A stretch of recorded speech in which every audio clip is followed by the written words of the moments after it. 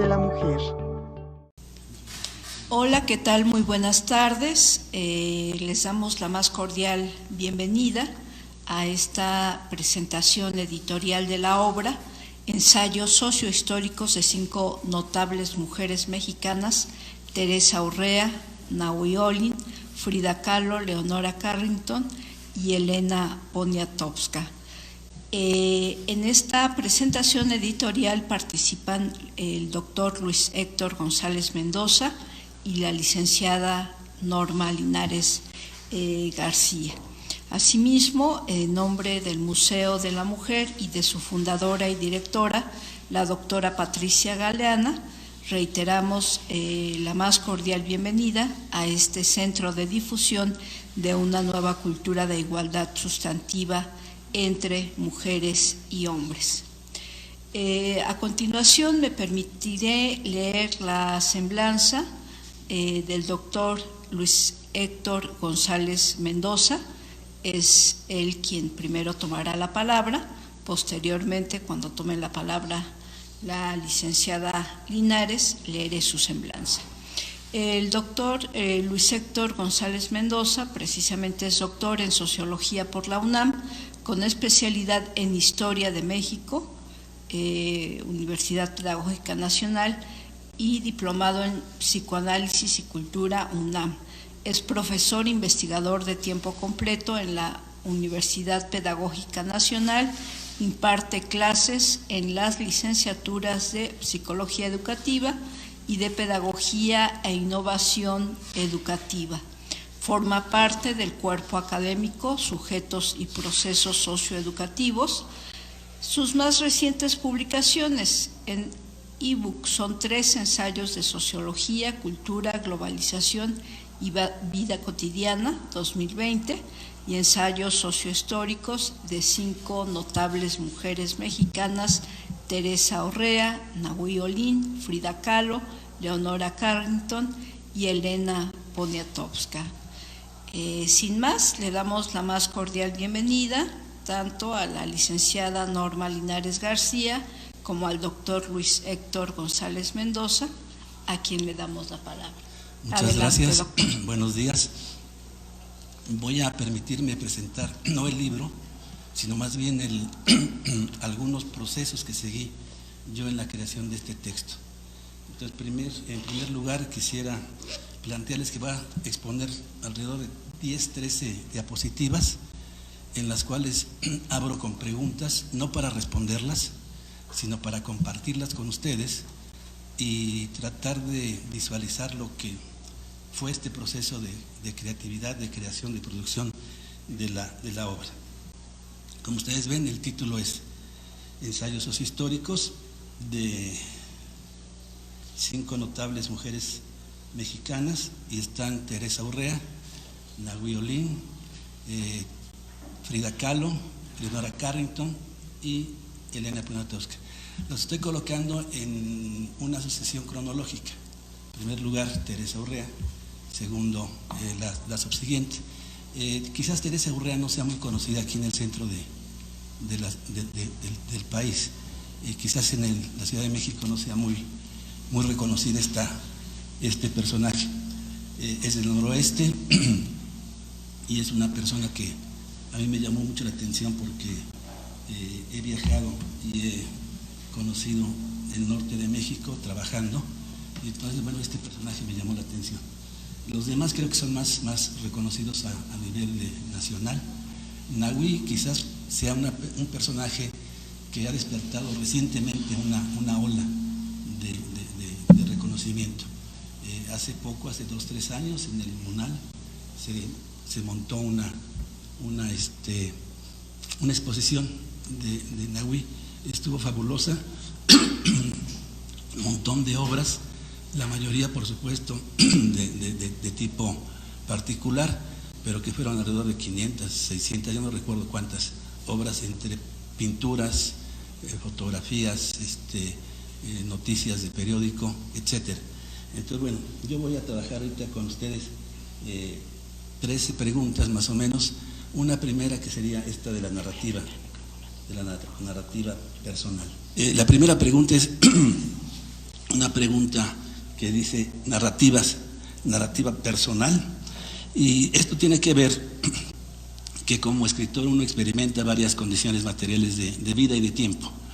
Mi vida ha sido prácticamente en la Ciudad de México y mi oficio ha sido el de sociólogo. Entonces, con estas dos condiciones yo me he movido a través de la República, del país, y he trabajado con estas 5 mujeres, otros temas, pero 5 mujeres que estoy trabajando con ellas. Después, una siguiente pregunta es una a priori de investigación. Desde mi punto de vista, toda narrativa, sea oral o escrita, se basa en un a priori, es decir, uno pretende transmitir algo a alguien. Y esta transmisión o comunicación de decir algo a alguien va cargada con cierta intencionalidad, una cierta curiosidad que despierte a los demás compartir lo que uno está trabajando. En este caso, yo estoy compartiendo con ustedes y quiero decir algo a ustedes en relación a estas mujeres. Pero tengo un a priori. De alguna manera he trabajado otras dimensiones para allegarme a esta cuestión de las mujeres que estamos trabajando. Son básicamente el a priori de lo sociohistórico, el a priori de la sociología de la educación, la sociología de la comunicación y la sociología cultural. Estas 4 a priori me han dado la ruta para seguir trabajando con estas mujeres. Entonces yo quiero decirles algo a ustedes, pero que está en función de estas 4 dimensiones, para después aterrizar sobre estos personajes. Después de esto, quiero que me acompañen ustedes una especie de un breve viaje que hagamos sobre una cronología. Los ensayos son de tipo sociohistórico, por lo tanto yo trabajo la hermandad entre la sociología y la historia, que se van acompañando. Yo he visto algunas exposiciones de estos personajes en donde aíslan la época, pero muy específica, y trabajan sobre el periodo de los personajes. Por ejemplo, Frida ha sido trabajada mucho, y generalmente se sabe que ella nace en 1907, pero elige en algún tiempo su fecha de nacimiento en 1910 para tener el empalme de la Revolución Mexicana. Ella se sabe que nace precisamente en este periodo, pero poco a veces se explica en esta época esa época social. Ahora, yo quiero comentarles que para mí la época social sigue el concepto de Marx, cuando él señala que cuando hay una disrupción económica productiva, hay cambios muy violentos y hay cambios muy notables. Él dice que cuando sucede esto, se abre una época social, una época de revolución social. La época de revolución social incluye lo cultural, lo educativo, otras dimensiones que son más lentas en cambiar. Mientras que lo económico cambia muy rápidamente, lo social y cultural va más lentamente. Entonces, estas épocas son prácticamente de 1877, la primera época, que abarca lo que es el inicio del porfiriato. 1910, la Revolución Mexicana. 1920, la época del caudillismo revolucionario. 1934, el cardenismo. 1940, la época del desarrollo estabilizador. 1970, la globalización, y 2022 prácticamente estamos en un neocrecimiento capitalista. De hecho, todos los periodos anteriores tienen que ver con el capitalismo y su desarrollo y su crecimiento, solamente que hay particularidades en la dimensión histórica de México. Como ustedes podrán ver, son las épocas sociales que le corresponden a las 5 mujeres notables. 1872, 1906, Teresa Urrea. Es decir, ella se desarrolla como adolescente, como mujer ya madura, prácticamente en el periodo del porfiriato. Y precisamente el porfiriato, esta cuestión le va a dar a ella una cierta marca, un sello de su actividad. 1893-1978, Nahui Olin. Es decir, le toca también el periodo del porfiriato. De hecho, ella es hija del general Mondragón, que es un general de la élite porfiriana, que se destaca por sus conocimientos bélicos y de artillería. Él es el que bombardea desde la Ciudadela al Palacio Nacional durante el golpe de Estado de Madero. Entonces, el general Mondragón es un personaje de la élite porfiriana. Por supuesto, Carmen Mondragón, que es el nombre original de Nahui, es hija de este general. Después está 1906-1954, Frida Kahlo. Posteriormente, 1917-2011. A Frida le corresponde prácticamente la Revolución Mexicana, el cardenismo y parte del desarrollo estabilizador. Después pasamos en 1917-2011 con Leonora Carrington. Aquí se vota un poco la época social, porque Carrington, como ustedes saben, nace en Europa, prácticamente en el Imperio británico, y es hija de una familia aristocrática. Entonces ella vive en Inglaterra, tiene un viaje posteriormente a los 19, 20 años de edad hacia Alemania, París, en donde desarrolla su vitalidad artística y también su enamoramiento con un hombre 20 años mayor que ella, y que le permite explorar lo que es lo diferente de una familia aristocrática y una libertad extrema en París. Y después tiene ella un colapso nervioso cuando apresan a Max Ernst, que es su pareja, y lo apresan, no puede salir. Estamos prácticamente en la revolución, en la Segunda Guerra Mundial, 1940-45. En el 40-42 ella vive en París, se traslada hacia este lugar. Posteriormente, al ser apresado Max Ernst, artista surrealista, pasa una crisis nerviosa, se escapa y se va hacia España. En España es internada en un hospital psiquiátrico por la voluntad de la propia familia Carrington. Posteriormente dura 6 meses en ese hospital psiquiátrico. Sale, contacta a Renato Leduc.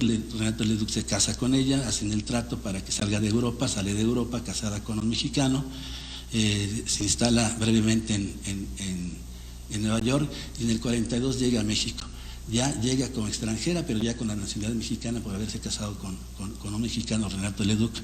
Y en ese momento también se están dando las políticas de asilo de parte de México para que los extranjeros que quieran vivir en el país lo hagan con pleno derecho. Finalmente tenemos en 1932 el nacimiento de Elena Poniatowska. En el 42 llega a México coincidentemente con Leonora. Leonora llega en el 42, Elena también. La diferencia de edades es notable. Elena llega a los 10 años, Leonora llega un poco mayor. Y Elena, bueno, es una cronista, una narradora, una autora que ha vivido en México desde el 42 y que ha sido testigo de muchas acciones y actos de tipo social en México. A mí en lo personal me deja marcado el 68, la noche de Tlatelolco, porque efectivamente pues yo fui estudiante en esa época en la Prepa 6, y pues es un evento histórico muy importante.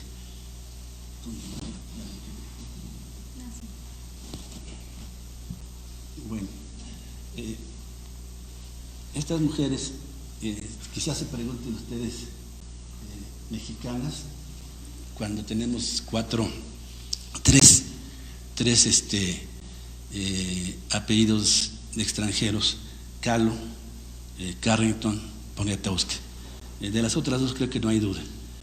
Teresa Urrea es un nombre de tipo local, y Nahui Olin, pues muy nacional, precolombino, podríamos decirlo, y su nombre de Carmen Mondragón pues también pertenece a la cuestión de lo nacional. En cambio, Frida Kahlo no, pero todos sabemos que Frida Kahlo es hija de un fotógrafo alemán que se instala en México y se casa con la señorita Calderón, con la cual procrea varias hijas, y una de ellas es Frida Kahlo Calderón. Frida se destaca por su nacionalismo, no solamente visual y de tipo de vestimenta, sino por sus cuadros y por sus contenidos, también por su militancia en el Partido Comunista y una serie de acciones sociales que tiene ella en la época en la que vive. De parte de Carrington, por esta condición que ya les comentaba, haberse casado con Renato Leduc, llegar a México, tener la nacionalidad también por asilo y quedarse a vivir en México durante prácticamente toda su vida. Ella muere en el 2011, en mayo, y de hecho, o en agosto, no recuerdo, pero bueno, de hecho esta Carrington, sus restos están en el panteón inglés aquí en México. Entonces esto quiere decir que ella, aunque era de origen británico y que no renunció a la nacionalidad, prefirió vivir en México y ser enterrada también en México. Entonces esto a mí me da la certeza de que estamos hablando de una notable mujer mexicana. Finalmente, esta Elena Poniatowska, sabemos que es descendiente de la realeza polaca del siglo XIX, pero ella desde 1942 que llega a México, se instala y se queda viviendo y ha sido cronista de muchas actividades de tipo social mexicana. En la entrega del premio Asturias que le dieron en el año de 2012-13 creo, ella va con una vestimenta de tipo oaxaqueña. Ella va vestida de rojo y de amarillo. Ella dice que eligió ese traje porque son los soles de México, el sol intenso del rojo y el del atardecer y del amanecer amarillo. Entonces tiene rasgos muy singulares que la hacen ver como mexicana. Y esto a mí me da la impresión entonces de que estamos hablando de 5 mujeres notables y mexicanas. Yo no me considero especialista en las 5 mujeres. Yo me considero un sociólogo que está investigando sobre diferentes eventos. Y estos eventos, bueno, son en este caso 5 mujeres. Pero cuando la gente ve este texto, me imagino por lo que me ha sucedido en la universidad, es que buscan lectores idóneos. Y un lector idóneo sería que conociera, que se fuera especialista en las 5 mujeres. Cuestión que yo creo que es muy difícil. Es muy difícil. Ahora, que fuera especialista en las 5 mujeres desde la sociología y desde la sociohistórica.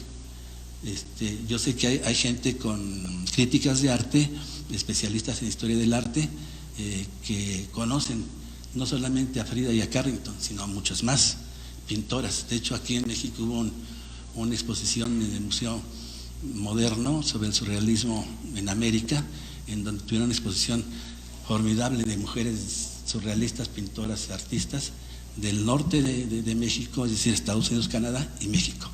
Y fue fabuloso. Yo sé que hay especialistas que trabajan a muchas más personalidades. Esto de trabajar con estas 5 mujeres se remonta, por ejemplo, con Teresa Urrea hasta 1980, por ejemplo, cuando trabajé yo en la Universidad Autónoma de Baja California, en donde conocí la leyenda de Teresa Urrea, y pues me llamó la atención, y se quedó latente este personaje. Cuando me publicaron en 2011 el primer artículo sobre esta Leonora Carrington, pues recuperé a esta Teresa Urrea. En el 2017, 2015 me publicaron uno de esta Frida Kahlo, a los 2 años me publicaron la de Elena Poniatowska. Entonces han sido desde el 1980, pasando desde 2011, 2015, 2017, en el que yo he trabajado 4 mujeres. Y durante este tiempo pues me llegó la información de Nahui Olin y por supuesto me llamó la atención y empecé a leer. Entonces mi investigación no ha sido lineal, ha sido artesanal, digo yo, conforme va llegando la información, conforme va llegando el análisis, va uno trabajando. Y los tiempos obviamente son muy laxos, ¿no? Bien, yo con esto termino y le daría paso a la licenciada Linares para que hiciera comentarios. Gracias. Muy bien. Bueno, voy a leer la semblanza de la licenciada Norma Linares. Ella es licenciada en Sociología de la Educación por la Universidad Pedagógica Nacional, Unidad Ajusco. Actualmente es maestrante en Ambientes, Sistema y Gestión en Educación Multimodal por el Instituto de Estudios Superiores Rosario Castellanos de la Ciudad de México. Desarrolla la investigación Cultura Educativa Digital. Ha trabajado como docente en el nivel medio superior con jóvenes en instituciones públicas y privadas, dando cursos de ciencias sociales e historia. En el 2019 fue adjunta de investigación por parte de la doctora Adriana Gutiérrez Benítez de la UAM Xochimilco en el tema de política educativa en la niñez y la juventud en contextos excluidos de la educación y la cultura.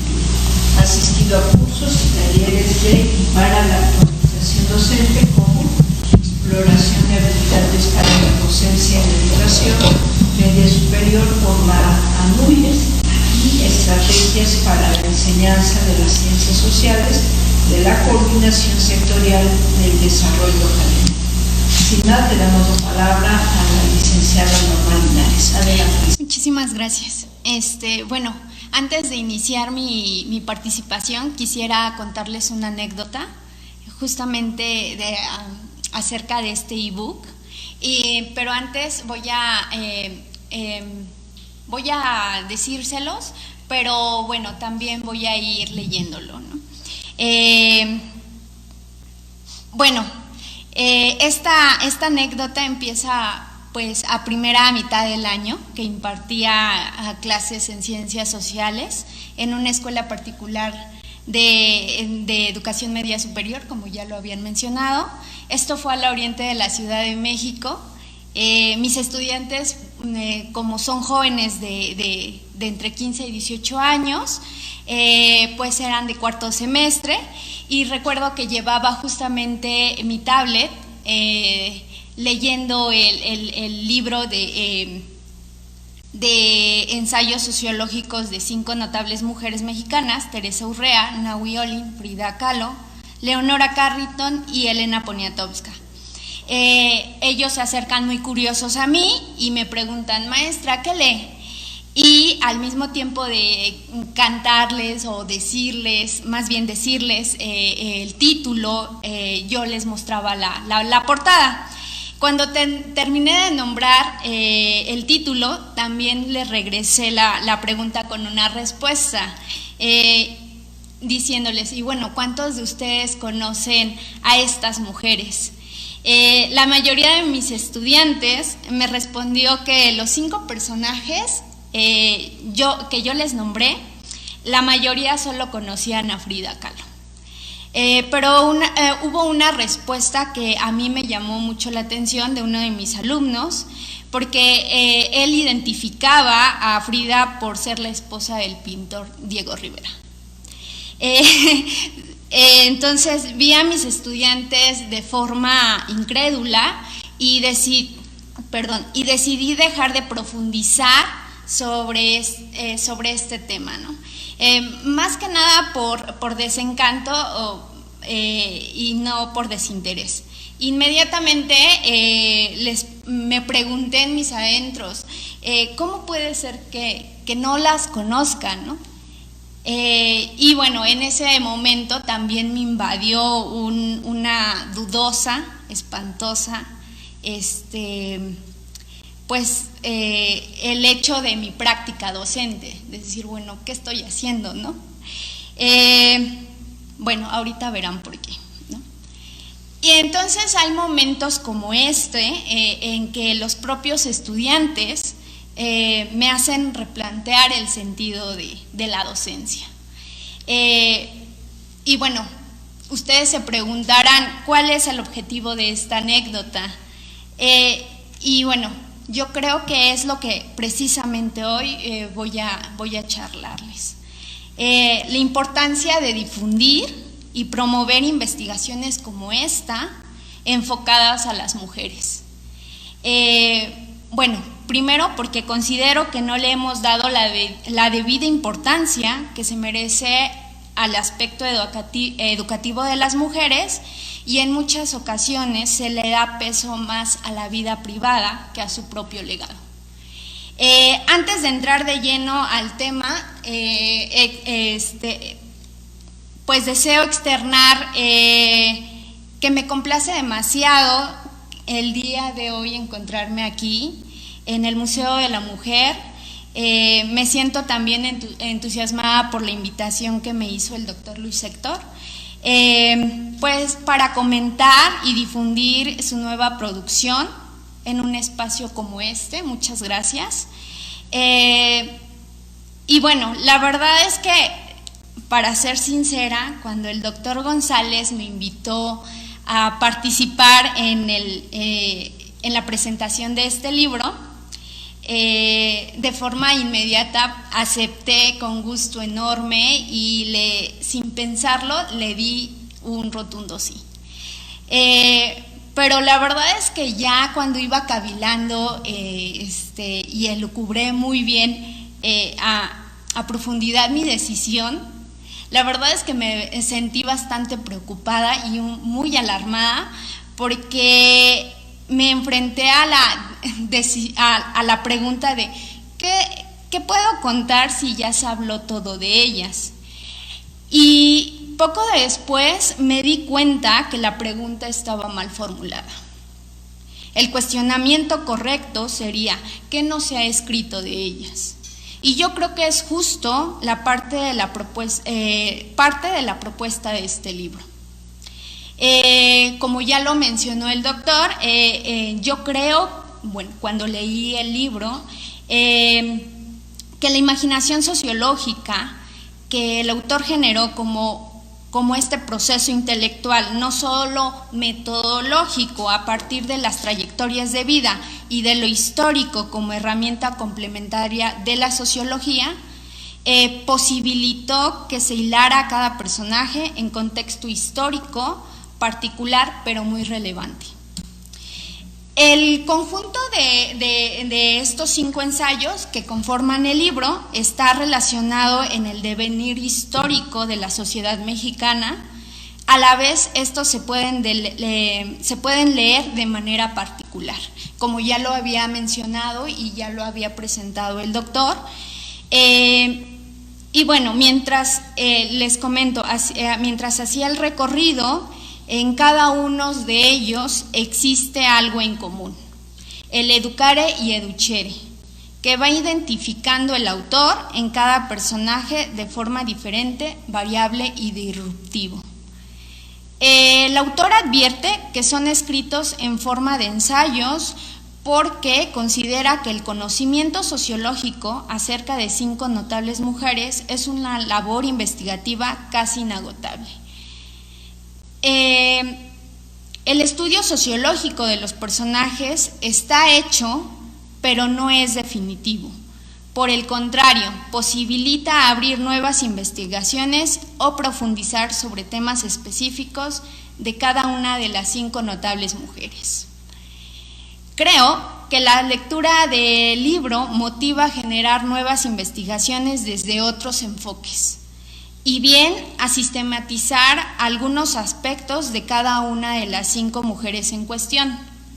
En lo personal, como socióloga y diseñadora de ambientes de aprendizaje, me ha permitido reflexionar y recuperar estas palabras del educare y educere, porque justamente son propias de la práctica docente, ¿no? Este educare y educere nos explica el autor.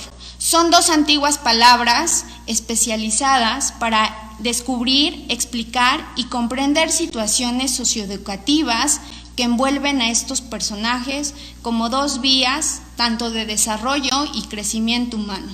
Ambas invitan a engrosar el conocimiento sociológico. Cabe advertir aquí que yo voy a ir abordando a cada personaje, no en el orden en el que se encuentran en el libro, sino en el que me significaron cuando leí cada ensayo.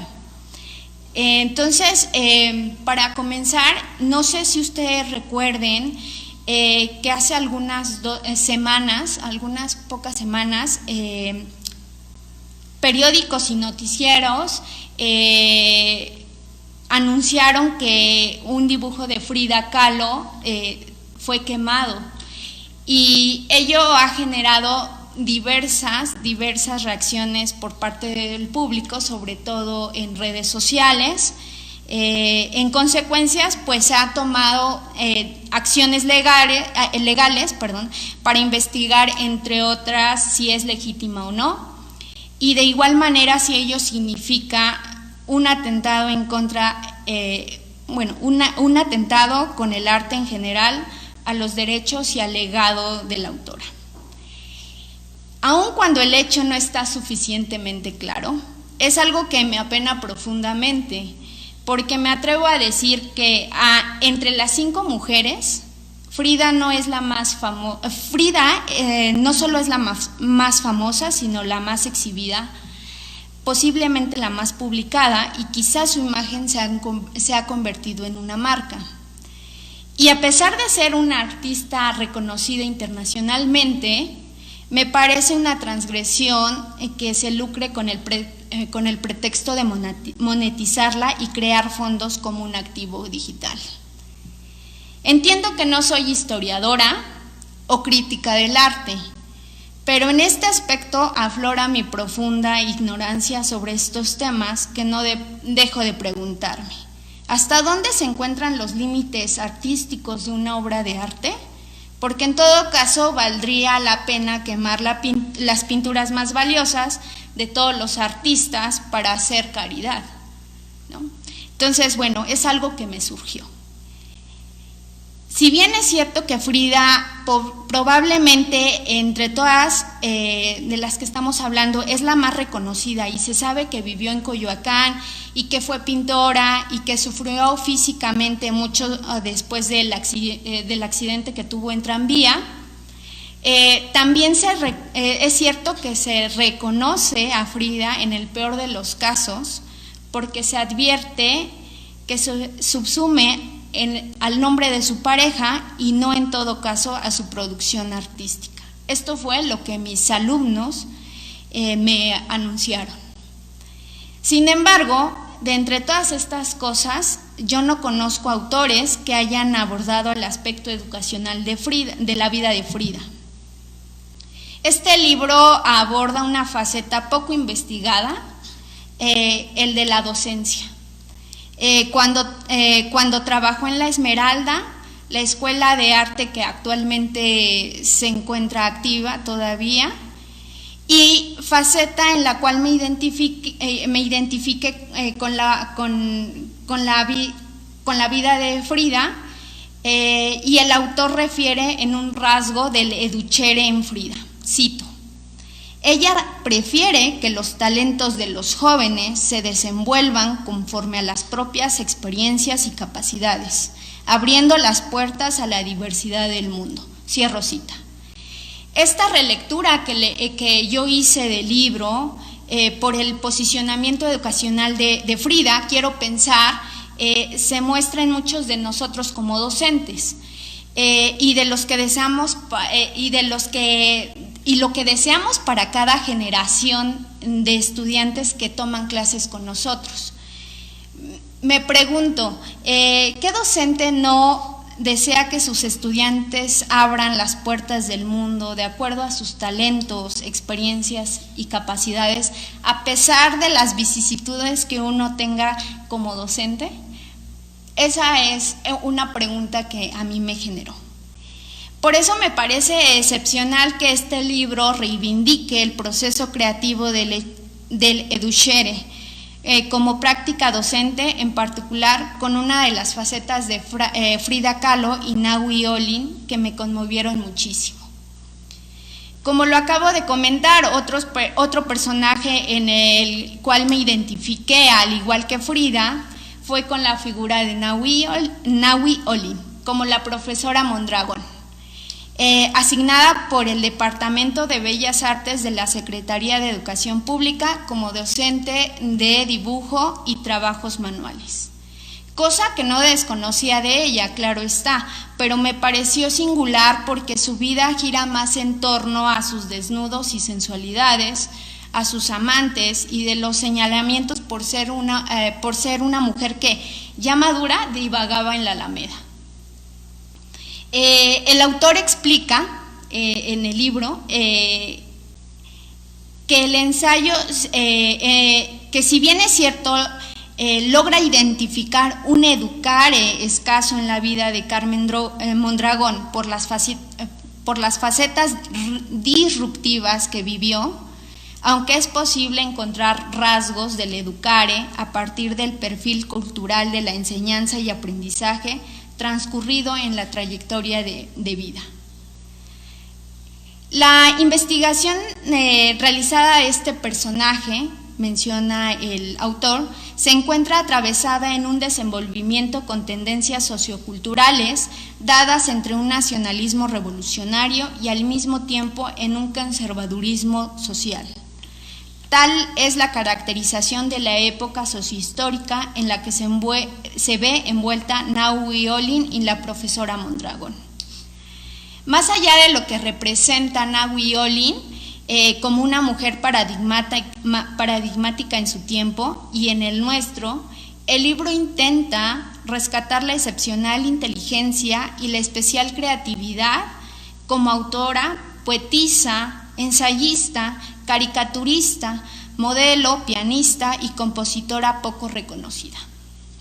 Siguiendo con temas educativos, estoy de acuerdo con Mario Carretero, investigador español de la Flaxo Argentina, en que una de las dificultades en la que se encuentra el docente para dar ciencias sociales y especialmente historia es tener cuidado con el manejo de personajes históricos, porque muchos de los adolescentes tienden a personificar la historia. ¿Qué significa esto? Bueno, menciona que es otorgarles excesiva relevancia a las acciones o intenciones de los individuos y se encuentran en la difícil situación de comprender la influencia de las acciones y emociones en su contexto histórico. Lo que me parece ha pasado con la vida de Nahui Olin. Por eso creo que es de gran valor la adquisición de este tipo de investigaciones, porque ubica históricamente a los personajes en el que estuvieron situadas. Y es que desde lo pedagógico de mi práctica docente, claro, esto no se cierra solo a este público, ¿no? Considero a este libro como un buen recurso educativo en el cual los profesores pueden apoyarse más allá de acumular información sobre hechos y personajes sobresalientes del pasado. Vale la pena generar la habilidad de valorar diferentes fuentes de información, sus interpretaciones y por supuesto sus posicionamientos. Un dato curioso aquí: navegando en internet, entré a la página de la librería Gandhi e investigué precios de los libros que hablan, que refiere el autor y que él investigó. Y bueno, algunos de estos libros que se encuentran en venta son un poco caros, me parecieron un poco caros. Y desde la vivencia como docente no puedo dejar de asociar ciertas carencias que mis estudiantes viven, ¿no? Por ejemplo, si no les alcanza para comprarse un libro especializado de arte, en caso de que les pueda interesar, y no tengan pues los recursos con que adquirirlo, ¿no? Sobre todo aquellos que hablan de Leonora Carrington. Justamente hablando de Leonora Carrington, fue y es un personaje excepcional porque en 1942, en medio de una inminente guerra internacional, ella arribó a México y pues adquirió la nacionalidad mexicana. Ella es descendiente de familia inglesa aristócrata. Su vida se envuelve en una serie de eventos acompañados de una forma de ser propia y natural que el autor identifica como el educhere. Cito: el educhere es una condición cognitiva que, si bien todos poseemos, pocos detectan y explotan, ya que no solo se trata de dotarse de información fantástica a través de lecturas y de escucha de acciones míticas, sino de algo más. Tiene que ver con la naturaleza de las personas privilegiadamente perceptivas y habilidosas. En el caso de Leonora, se combina el dibujo, la pintura y la literatura. Cierro cita. Comúnmente, las personalidades notables poseen habilidades y rasgos de personalidad que les permiten diferenciarse de los demás.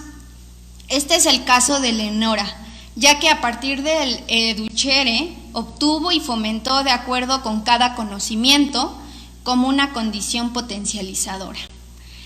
Al igual que en el caso de las otras 4 mujeres, el autor realizó un trabajo de investigación bibliográfico e identificó a 3 escribas que abordan desde diferentes perspectivas la vida de Leonora. Joanna Moorhead, periodista y familiar de la artista inglesa; Susan de Albert, especialista en historia del arte; y por supuesto Elena Poniatowska. Esta periodista, que aún tenemos la fortuna de tenerla entre nosotros, para nosotros y con nosotros, aunque haya nacido en París en 1932, la podemos considerar sin duda como orgullosamente mexicana. El contexto social que le corresponde vivir a Elena, el autor lo caracteriza como la era del desarrollo estabilizador y el beligerante dominio del partido emergente de la Revolución Mexicana, rasgos que predominaban cuando la escritora llegó a México en 1942.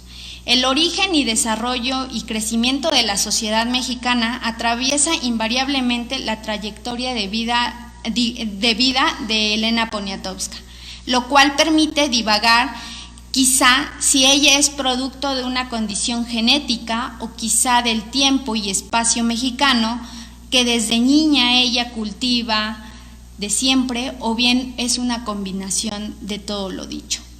El educare y educhere que acompaña a Elena, dice el autor, se identifica en un libro que sigue brillando y doliendo al mismo tiempo: La noche de Tlatelolco.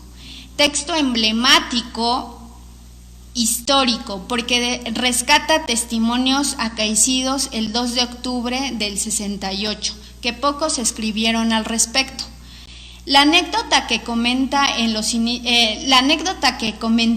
inicios de mi participación, también la recuerdo porque cuando salió publicado el libro, coincidentemente también le iban a hacer el homenaje a Elena Poniatowska unas semanas posteriores. Deliberadamente les aconsejé a mis alumnos que siguieran la transmisión del homenaje en caso de ser transmitido. Todos los estudiantes me preguntaron por qué le iban a hacer dicho homenaje. Les comenté que es una escritora prolífica y que la Secretaría de la Educación le iba a hacer este homenaje y que era un buen momento para saber quién era y qué es lo que hacía. Ya no supe si mis estudiantes siguieron la transmisión, porque los tiempos escolares son distintos cuando son limitados y los objetivos de cada clase son planificados. Pero el objetivo de externar esta anécdota es que me di cuenta que no solo hace falta escribir, difundir y promover aún más el conocimiento en torno a estas mujeres. También es para hacer otras lecturas de forma distinta y posicionarnos de otras maneras, de la cual ha sido, en el caso de Poniatowska, la labor como entrevistadora, periodista y escritora en un momento histórico muy amargo para la sociedad mexicana. La última notable mujer que deseo comentar es de la Santa de Cábora, Teresa Urrea.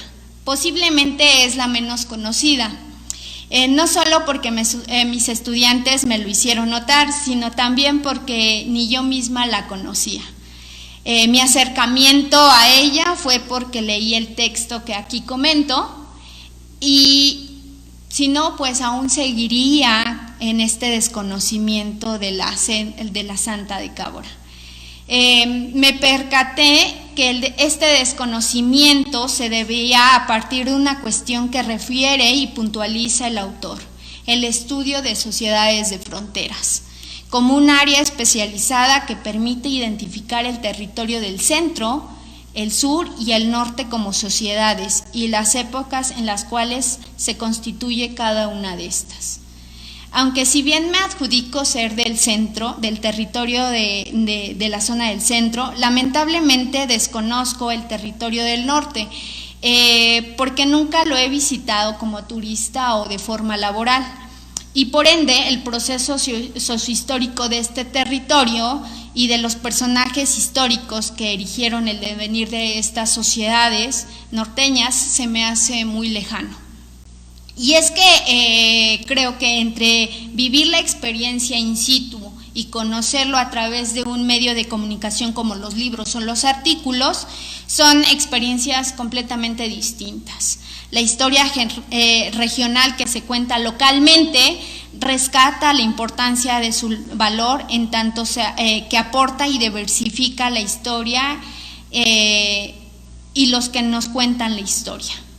Teresa Urrea, a mi parecer, es un poco conocida en las sociedades del centro y del sur, dada la lejanía que mantiene con la región del norte, y en consecuencia reivindicar la historia regional es uno de los aciertos más del autor.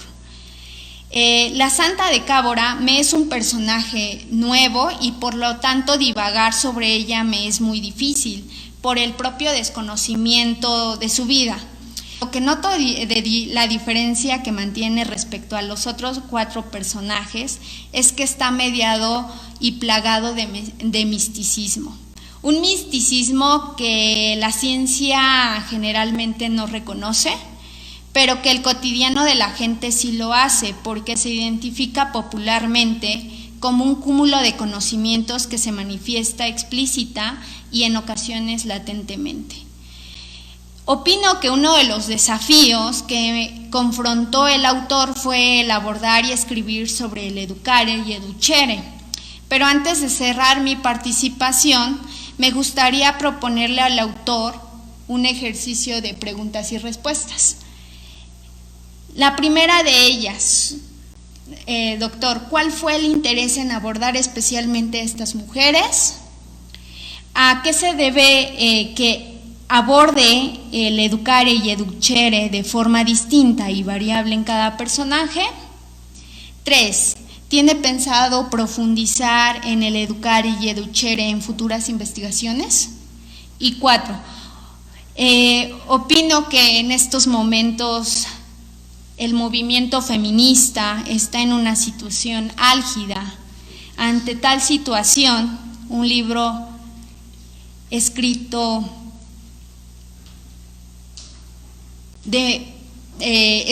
por usted, ¿no? Supongo para mujeres, ¿se considera feminista? Y si es así, ¿qué tipo de feminismo profesa? Gracias. Gracias. Son preguntas que yo creo que se van a mantener abiertas. La última, quiero empezar por la última. No soy feminista, ni siquiera de pancarta, Yo creo que el feminismo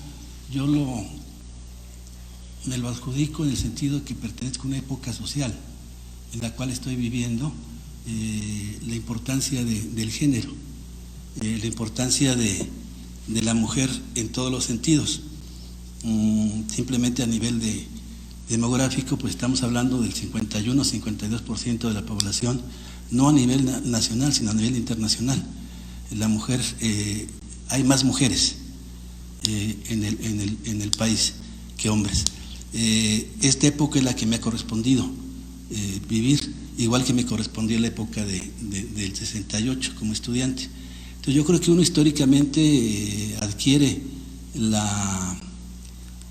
el compromiso, la vivencia de estar acompañando estos movimientos. Yo en lo personal no me considero feminista, respeto el movimiento, me parece confuso porque hay como tendencias del feminismo de gente muy violenta, gente muy de élite, muy de academia y otro tipo de feminismos. Entonces a la pregunta, Norma, no soy feminista, no tengo ninguna preferencia sobre algún rasgo, ¿no? ¿Por qué me interesé por las mujeres? Por lo mismo, creo que el tener una época de vida y una época de vida social, pues lo va uno dotando de cierto tipo de información, cierto tipo de intereses. La Santa de Cabora que tú mencionas, que está en el texto, pues por mí fue reconocida en mis viajes a Baja California cuando trabajé como profesor por allá de los años 70, 80, finales de los 70, principios de los 80. Y son como de ese tipo. Bueno, esto a mí también me llama la atención porque una área de investigación sociológica muy importante creo que es la investigación de tipo regional. Estamos a veces muy saturados de ver la historia, la cultura, la educación desde el centro, para el centro y con el centro. Entonces como que creo que cuando uno viaja y trabaja en las regiones, uno se da cuenta de la importancia de ciertos personajes y de ciertos procesos que se están dando. El proceso de la Revolución Mexicana, si ustedes lo ven, tenemos una plaga de información que pareciera ser que es el centro el que domina. Sin embargo, dotándose de una información tipo regional, nosotros podemos ver, por ejemplo, cuando a la caída de Madero y el golpe de Estado, los ejércitos revolucionarios se reorganizan. Uno que siempre se mantiene en beligerancia es el Ejército Liberador del Sur, con Zapata, pero en el norte prácticamente se abre un frente de tres ejércitos revolucionarios. Uno en el noroeste con el caudillo por excelencia Álvaro Obregón. Uno en el centro comandado por Villa y la División del Norte. Otra del noreste comandada por Carranza. Entonces se despliegan en la revolución tres grandes ejércitos norteños. Y desde mi punto de vista, estos son los que reacomodan y redefinen la Revolución Mexicana. No termina en 1911 con la renuncia de Porfirio Díaz. Tampoco termina con el golpe de Estado que hacen con Madero, sino que se abre toda una época social en la que la revolución baja del norte. Después habrá una recomposición centro-sur, pero creo que el llamado, ¿por qué me han interesado estas mujeres?, es precisamente por este interés de mirar desde lo regional y desde las perspectivas individuales de las mujeres. La otra pregunta no recuerdo cuál fue. ¿A qué se debe que aborde el educare y educhere de forma distinta y variable en cada personaje? Y si tiene pensado profundizar el educare y educhere en futuras investigaciones. Sí, puesto que trabajo en la Universidad Pedagógica Nacional, parte de mi registro de análisis investigativo, pues está en función de la educación. Y estas dos palabras que son muy antiguas, a mí me han llamado la atención porque el educare significa esa educación que proviene de fuera hacia nosotros. En gran medida es el concepto de socialización que manejamos en sociología. Y el educhere es ese conocimiento, ese talento, ese potencial individual que desde dentro explota hacia afuera. En el caso de Leonora es muy claro. Es una niña que a los 11, 12 años tiene una capacidad de disrupción familiar, educativo. Ella prefiere andar, elige andar en el campo montando caballo y pretendiendo llevar a cabo los juegos de sus hermanos, y es como detenida, porque ella es una niña, ella es una mujer, ella tiene otro tipo de expectativas, se debe tener una expectativa distinta. La meten a un convento católico, y en el convento católico la disciplina es muy rígida, de tal manera que a esta Leonora se le dice: pórtate bien, haz esto, haz aquello, etcétera. Ella tiene tantas obediencias que en lugar de escribir acerca de las obediencias, ella empieza un libro de desobediencias. Parece ser que ese libro quedó abierto porque no obedecía muchas cuestiones, ¿no? Entonces, este rasgo de Leonora desde los 11, 10 años habla de un potencial interno. Ella se opone a lo que está viviendo, no entiende por qué tanta rigidez. Ella quiere ser libre y pretende serlo así. Su obra, sus dibujos, su escritura le da este potencial de liberarse y expresar desde mi punto de vista el educhere. Caso de Frida, igual me parece que es muy importante su condición de educación de sí misma y hacia afuera. Lo que citas en tu narración, por cierto, gracias, estuvo muy bien, me gustó. Cuando Frida con sus alumnos prefiere que los alumnos desde su propia realidad, desde su propia vivencia, abran las ventanas y las puertas del mundo, ¿no? Entonces, este es un signo más del educhere. Y así cada una de las autoras, de los personajes, yo fui detectando que había el educhere. Educar es muy fácil, ¿no? Puesto que es una socialización. Coincide con el concepto de socialización sociológico, que nos dota de información externa para podernos comportar dentro del medio que nos corresponde. Pero el educhere es un poco más difícil.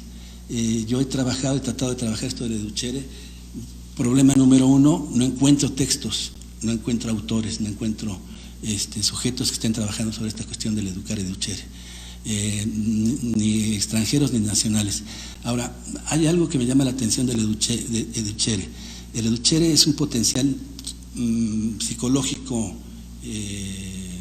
personal.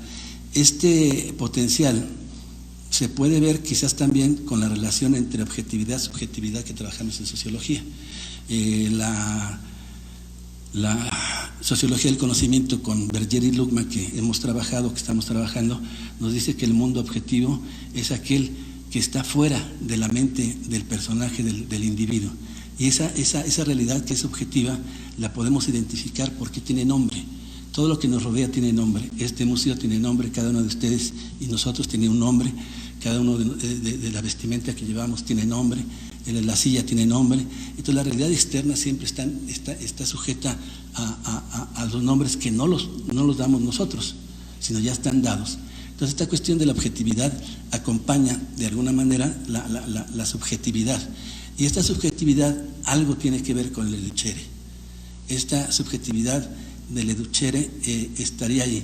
Ahora, ¿cómo detectar el potencial en función del educhere? Con la intersubjetividad. Es decir, esta puente entre el mundo objetivo y el mundo subjetivo se puede percibir cuando la gente habla. Si la gente no habla, no podemos percibir nada o poco. Cuando la gente habla, está diciendo algo de sí misma, algo del mundo que le rodea, algo del mundo que no le gusta, algo del mundo que sí le gusta, y cuando se está abriendo esta intersubjetividad, me parece que por ahí hay un canal para entender la cuestión del educhere. Sin embargo, no estoy muy seguro que sea el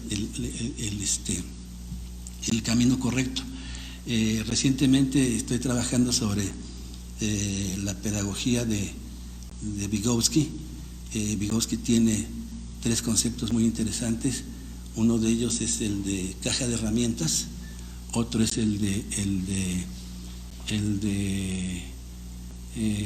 andamiaje, y el otro es el constructivismo, ¿no? Para Vygotsky, igual que para Berger Luhmann, desde perspectivas distintas, uno pedagogo, otro sociólogo, plantean que el ser humano construye permanentemente su ser social y ser individual. A veces es más fuerte el ser social que viene de fuera, a veces es más fuerte el que viene de dentro. ¿Por qué es más fuerte el que viene de dentro? Porque se construye, se autoconstruye y se reconstruye. Esta caja de herramientas de la que habla Vygotsky me parece muy interesante, porque si le cambiamos a caja de talentos, a caja de habilidades, a caja de curiosidades que tiene uno del mundo, yo tengo una caja de curiosidades que me pregunto muchas cosas. Entonces, ¿por qué me las pregunto? Bueno, ahí viene un poco el juego quizás de Leduchere. Junto con esto, bueno, esta caja de herramientas y el andamiaje, pues nos da la idea que el andamiaje, el conocimiento no puede ser dado de manera frontal, de manera total, sino es a partir de construcciones. Y una manera de ayudarse y ayudar al conocimiento es ir haciendo andamiajes. Una metáfora me parece totalmente de constructores, de albañiles. Somos de alguna manera albañiles que tenemos que ayudarnos con andamiajes. No podemos entender las cosas de manera inmediata y total, y creo que por ahí hay una ruta interesante sobre la cuestión de Leduchere. ¿Cómo construimos nuestros andamiajes para entender y reconstruir lo que estamos viviendo y lo que podemos vivir? Que si tengo planeado escribir, pues sí, tengo muchos planes, pero con todos los obstáculos que hay para escribir, los tiempos que tenemos, quién sabe. Pero sí, y lo que me ha gustado mucho de una parte de tu exposición es que efectivamente un poco el desafío o la propuesta que yo hago es que con la lectura se invite y la gente se proponga investigar más, investigar sobre estos autores, estos personajes, y quizás más con algunos conceptos que están por ahí en el trabajo. Bien, esta sería mi respuesta. No sé si tienes alguna pregunta más. No, muchas gracias. Gracias. Bueno, muchas gracias. No sé si el público tenga alguna pregunta. Hola, buenas tardes. Mi nombre es Claudia Jasso. Quiero felicitar al doctor por la publicación de este libro. Y mi pregunta es, ¿qué tanto el Leduchere de estas mujeres influye en que las veamos como fuera de su época, como fuera de este contexto? O sea, yo las veo, o a las que conozco, como adelantadas a su tiempo, ¿no? Como que son mujeres que no concuerdan con su época, ¿no? En el caso de Nahui Olin, bueno, leer su vida y todo, ver su obra artística, igual que Frida Kahlo, Leonora Carrington, pues las veo como, inclusive no sé si fueran para esta época, ¿no? Yo creería que son más adelantadas. ¿Qué tanto el Leduchere influye en esto? Gracias. Sí, yo creo que ahí hay una beta. Insisto, el educar Leduchere es una mancuerna que nos ayuda a entender ciertas individualidades. Y sí, de repente uno nota que Nahui está adelantada al tiempo, indudablemente. Pero cómo, ahora me llama la atención también que Nahui, la misma Nahui, yo en el libro llegué a plantearme no la existencia de una Nahui, sino la existencia cuando menos de tres. Primero Carmen Mondragón, que no es Nahui, sino Nahui es cuando el doctor Atl la bautiza, la denomina así por el año 22, parece ser. Del 22 hasta el 34 más o menos, cuando Nahui es esplendorosa en muchos sentidos, y no soporta ella no lo expresa en textos, en ensayos. Ella desde mi punto de vista lo expresa de manera natural en la vida misma, ¿no? Cuando se enamora del doctor Atl, que le lleva un tiempo de edad, y que coinciden porque él es pintor de alguna manera, ella también tiene digamos, contacto del arte, ¿no? Pero esa es la Nahui, digamos, que más investigada. Del 34 en adelante hay otra Nahui, es la Nahui, bueno, hay un inter en el que ella encuentra el amor con el capitán Agasino, español que viaja México, Nueva York, México, España, etcétera. Y creo que ahí encuentra su plenitud. Sin embargo, el hombre se le muere y entonces se queda otra vez con problemas. Pero ella se opone al matrimonio, se opone al trato mujer, pareja, ¿no? En ese sentido, pues claro que está muy adelantada la mujer. Ahorita estamos viendo que esto prácticamente es natural, ¿no? Ahora, ¿por qué es esto? Yo sigo preguntándome igual que tú, Claudia. ¿Por qué de repente, no a lo mejor peco de decir algo que no corresponde, pero a mí a veces me da la impresión de que yo no pertenezco a esta época. Entonces no sé si por ahí sea con la pregunta que uno hace de los demás, ¿por qué estas mujeres no están dentro de su época? Preguntarse a uno mismo, ¿por qué yo me siento fuera de...? Primero, pues si estoy conforme con la época que me corresponde vivir, o no estoy conforme, y qué sería, y a lo mejor por ahí abrir la brecha del educhere, ¿no? Pero yo creo que hay cuestiones que están abiertas para investigar. Yo estoy en este libro proponiendo, y ojalá que haya eco pues para más estudios. Gracias. Muchas gracias por su participación y muchas gracias a ustedes por su asistencia. Buenas tardes.